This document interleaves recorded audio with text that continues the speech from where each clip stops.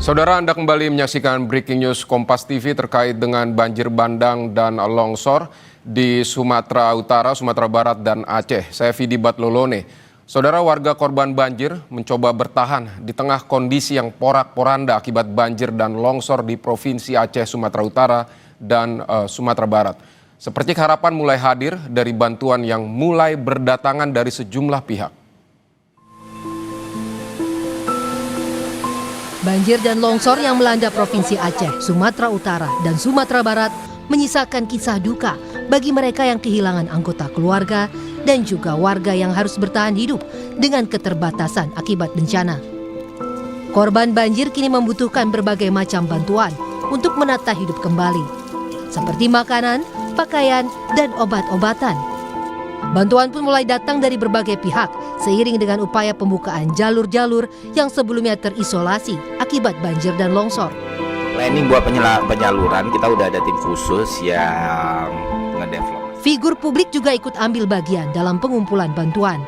Pendiri Malaka Project Ferry Irwandi misalnya, yang berhasil mengumpulkan donasi hingga mencapai 10,3 miliar rupiah.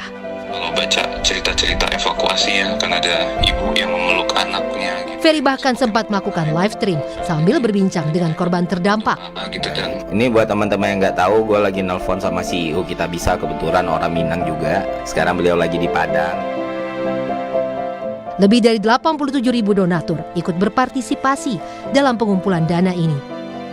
Melalui platform Kita Bisa, total dana 10,3 miliar rupiah itu terkumpul dan segera disalurkan di lokasi terdampak, terutama wilayah terpencil. Ferry pun menyampaikan rasa terima kasihnya pada seluruh warga yang telah membantu, bahkan jauh melebihi target yang diharapkan. Halo warga sipil sekalian, langsung aja gue mau mengumumkan pengumuman yang penting banget. Jadi kemarin gue baru bikin crowdfunding dalam waktu 24 jam. Kita tentukan waktunya dalam kurun waktu 24 jam ya, karena kita butuh ini disalurkan secara cepat ya. Dan sejak kita buka kemarin sampai hari ini kita tutup, dana yang sudah terkumpul lebih dari 10 miliar rupiah. Dan ini disumbang oleh lebih dari 87.000 orang. Angka yang sangat luar biasa sekali teman-teman ya. Gue speechless karena di awal targetnya cuma 500 juta, ternyata bisa terkumpul sebanyak itu. Gokil lah, masyarakat Indonesia gokil banget. Dan terima kasih sudah percaya, terima kasih sudah membantu, terima kasih sudah saling menjaga ya teman-teman. Dan sudah jadi tanggung jawab dengan dana sebesar itu, dengan kepercayaan sebesar itu. Semua bantuan ini bisa tersalurkan. Seluruh bantuan yang terkumpul merupakan bentuk kepedulian dari warga untuk warga. Diharapkan seperti harapan hadir dan korban bencana banjir dan longsor di 3 provinsi di Pulau Sumatera ini bisa bertahan hidup dan perlahan bangkit. Tim Liputan Kompas TV. Saudara, untuk mengetahui lebih lanjut mengenai proses penyaluran donasi yang telah dilakukan melalui platform Kita Bisa, kita akan membahasnya bersama CEO Kita Bisa, Fikra Ijaz. Selamat siang Mas Fikra.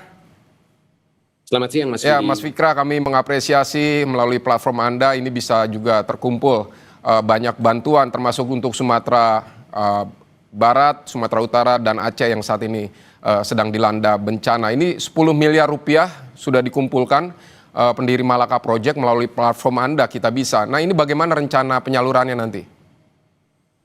Siap, terima kasih banyak Mas Fidi. Alhamdulillah. Jadi sekali lagi di sini kita bisa berperan sebagai platform dan luar biasa semangat warga bantu warga yang ini ya di-display oleh masyarakat. Tapi pertama-tama izin saya ingin menyampaikan belasungkawa terhadap semua korban dan keluarga ya, yang data terakhir BNPB sudah melebihi 700 korban jiwa dan 1 juta lebih yang sedang mengungsi sekarang.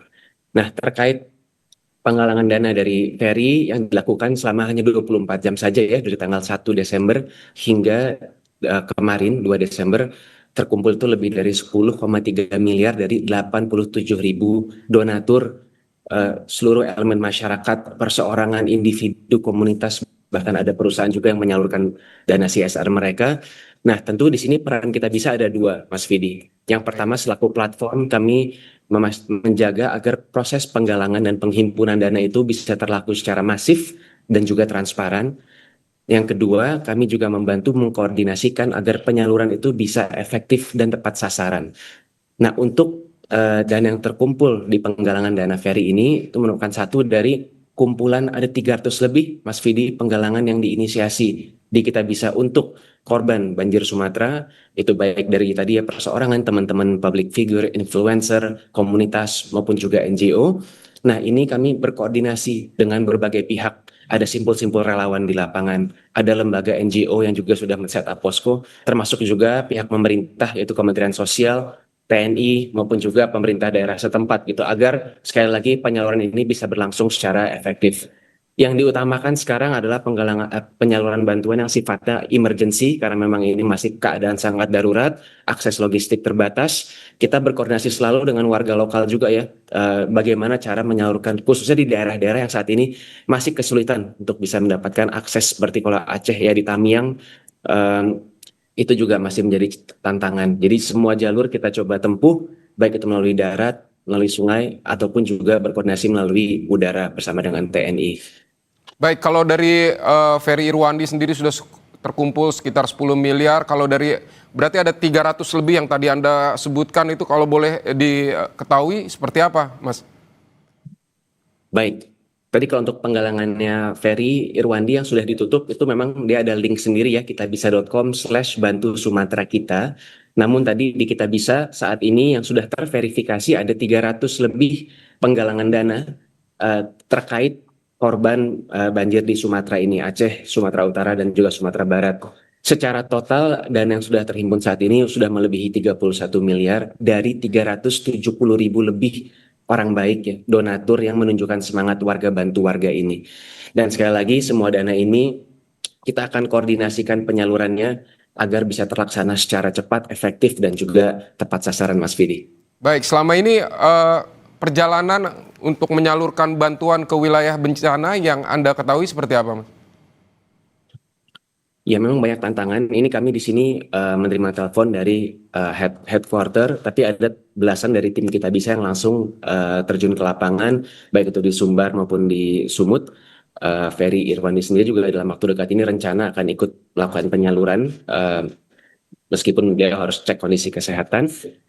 Kalau dari lapangan yang kami dapat informasinya memang masih banyak medan-medan yang sulit untuk ditembus ya. Kalau di Aceh tadi kembali di area Tamiang, di area Kabupaten Langsa, itu perlahan sudah ada yang mau terbuka aksesnya, tapi masih banyak yang tentu saja belum mendapatkan logistik bantuan yang dibutuhkan. Jadi memang kita sekarang bisa lihat juga banyak ya dari footage yang ada di sosial media, yang ada di media-media bagaimana kondisi lapangannya.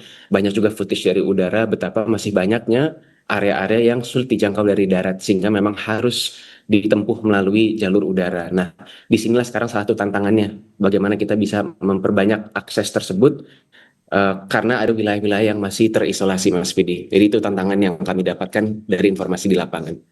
Baik, ini kan penyaluran bantuan ini kan berupa uang ya dari para donatur, terus kemudian kepada Ferry Irwandi 10 miliar. Terus kemudian nanti tim Kita Bisa sendiri yang akan menilai begitu, kira-kira seperti apa bantuan yang harus diberikan, dalam berupa apa, seperti itu atau seperti apa Mas, bisa dijelaskan? Baik. Tadi sekali lagi dalam hal penyaluran Kita Bisa di sini berkoordinasi secara aktif dengan simpul-simpul relawan setempat maupun lembaga-lembaga NGO. Ada 10 lebih lembaga NGO yang saat ini berkoordinasi aktif dengan kami. Ada 11 rumah sakit di wilayah Sumbar, Sumut dan juga Aceh yang juga menjadi mitra koordinasi kami serta pemerintah setempat. Sekali lagi supaya kita bisa memahami kebutuhan masing-masing lokasi. Nah, untuk pengadaannya sendiri ada beberapa cara Mas Vidi. Jadi jika diberangkatkan dari Jakarta tentu logistiknya akan diadakan di sini dan dititipkan untuk berangkat bersama, tapi lebih banyak yang sebetulnya langsung di lokasi setempat itu diadakan ya untuk misalnya bantuan-bantuan pangan, bantuan paket sanitasi, obat-obatan maupun logistik posko seperti tenda-tenda dan lain-lain. Baik, Mas, kondisi mana saja yang Anda ketahui ini terparah sehingga membutuhkan bantuan yang cepat begitu? Ya, saat ini kalau informasi dari tim yang berkoordinasi di lapangan memang ada area-area spesifik seperti di Aceh, tadi saya ulangi ada Kabupaten Langsa, Aceh Tamiang, di Takengon juga Benar Meriah, Sumatera Utara itu khususnya di Tapanuli Selatan, spesifiknya di Batangboru juga Padang Sidempuan. Dan di Sumatera Barat penyaluran ini sedang diutamakan di daerah Agam ya, Palenbayan, Padang Panjang, dan juga Tanah Datar. Itu kalau nggak salah di sana yang jumlah korbannya juga terbesar. Oke, dan bantuan apa saja Mas yang paling krusial yang dibutuhkan para korban? Ya, untuk fase saat ini Mas Vidi memang masih seputar kedaruratan ya, emergency needs seputar bahan pangan. Ini karena akses pangan kita lihatnya masih sangat terbatas. Sanitasi, hygiene kit, gitu ya, semua hal yang yang berkaitan dengan keseharian masyarakat di sana yang sedang kesulitan untuk mendapatkan akses. Baik. Dan juga ini kan teman-teman simpul relawan, NGO masih juga men-setup ini ya dan mengoperasionalkan posko, maka juga kebutuhan-kebutuhan masing-masing posko inilah yang saat ini menjadi perhatian utama gitu untuk penyaluran donasi. Oke, kalau kesulitan dalam penyaluran bantuan berarti hanya soal akses yang susah atau seperti apa Mas? Utamanya hanya akses, yang terbesar tentu adalah akses gitu ya, karena ini kan Galodo dan juga ada longsor ya, jadi memang ada area-area bisa dilihat kita kan di sosmed banyak sekali melihat ya, ada yang sudah mencoba ke sana, tapi aksesnya secara darat itu sulit ditempuh atau belum bisa diterjang, secara sungai pun juga tidak bisa menyasar ke semua area gitu, jadi memang salah satu opsi yang ada yaitu adalah bantuan melalui udara, tapi ini kan juga secara ketersediaan itu terbatas ya, sehingga memang di sini menjadi salah satu tantangan terbesar untuk akses kembali ke setiap pihak dan keluarga yang terdampak. Karena ini luas sekali cakupan dari banjir dan longsornya ini, Mas. Baik Mas Fikra, CEO Kitabisa, terima kasih untuk penjelasan Anda di Kompas TV. Semoga apa yang Anda lakukan dan juga para donatur untuk menyumbang ini bantuan bisa segera sampai dan bisa digunakan oleh para korban bencana alam di Aceh, Sumatera Barat, dan Sumatera Utara. Mas Fikra, terima kasih banyak. Amin ya rabbal alamin. Terima kasih Mas Vidi. Selamat siang.